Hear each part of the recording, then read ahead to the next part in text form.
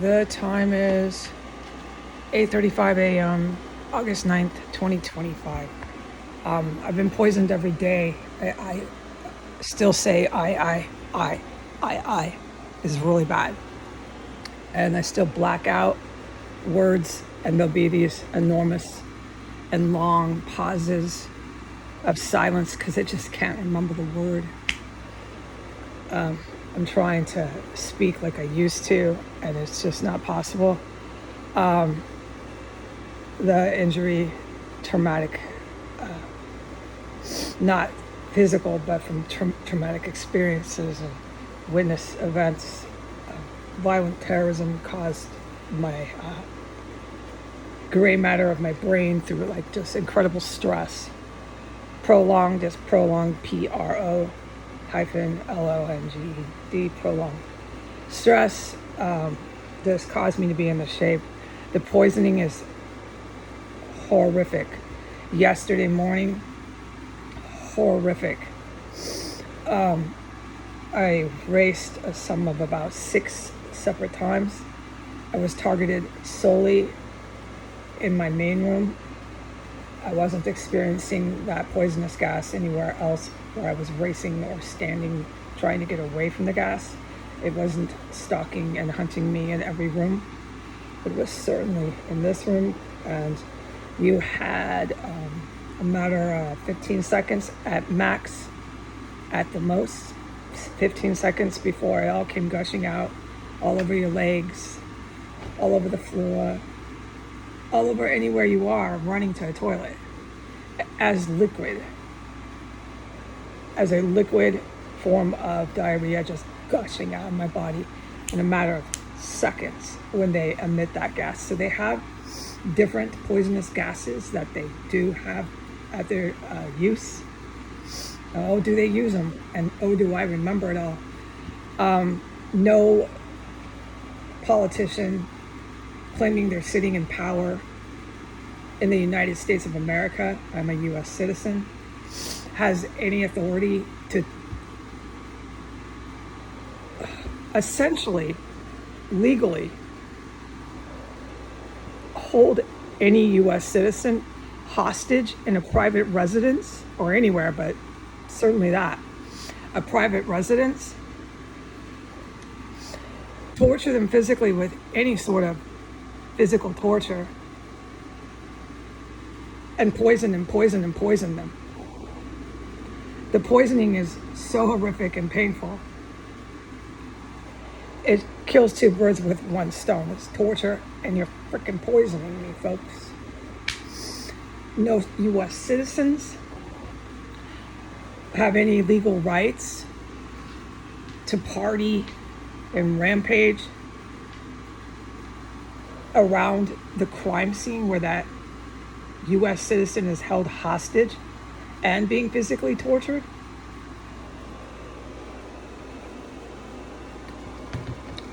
And no law enforcement officers from top to bottom, alphabet to precinct to sheriff, have any legal rights to do the orders of that politician by carrying out the hostage scenario when that U.S. citizen is doing nothing but begging for help. And the only result after the U.S. citizen is begging for help from a federal violent crime scene, quantified, verified, and certified violent crime scene, is those law enforcement officers come and only try to arrest the witness to the terrorism over and over and over again. Therefore, doing the orders of that corrupt and criminal U.S. citizen who's holding a position in federal government. All of our politicians are U.S. citizens. They're not legally quantified as military. They hold civic in civil jobs as appointed political members. All right. All the positions they have and power they hold has been through you can use due process. Due process. It applies somewhat, that term, due process, of our Constitution, and through our Constitution, and through our U.S. federal laws.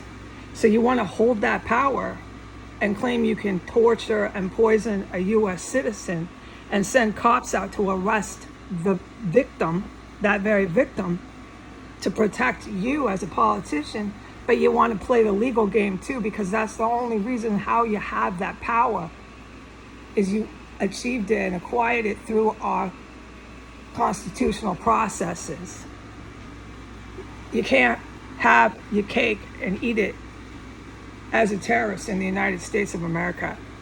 Plain and simple. You can't lock a U.S. citizen up in the United States of America and torture them physically and hold them hostage. Plain and simple, okay? This is the United States of America.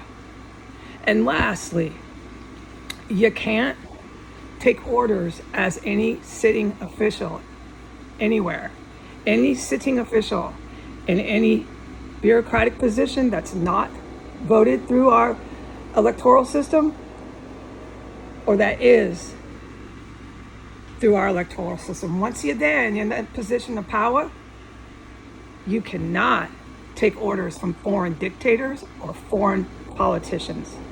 You can't take orders from Putin. You can't take orders from the Prince of Saudi Arabia. You can't take orders from Kim Jong. You can't take orders from other people. If you do that, you engaged in treason. All right? And in closing, you cannot aid, harbor, and abet terrorists, whether they be domestic or whether they be foreign. Plain and simple.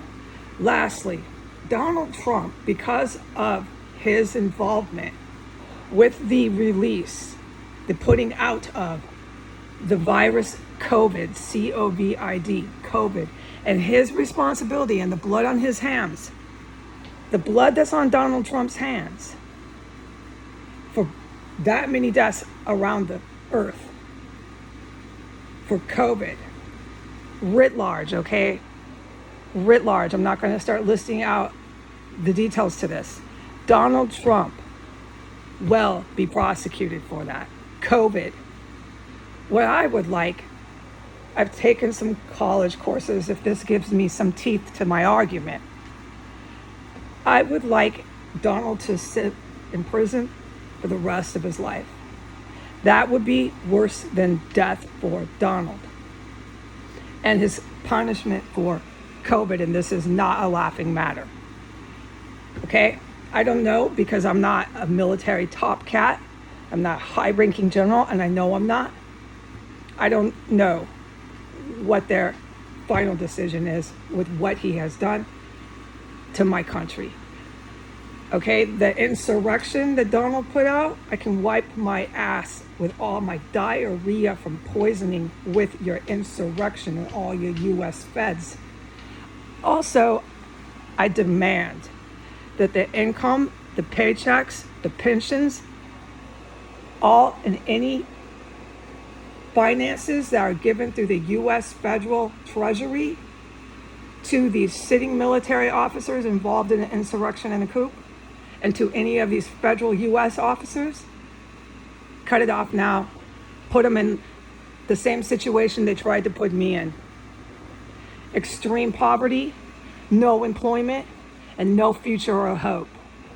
Have a good morning. Goodbye.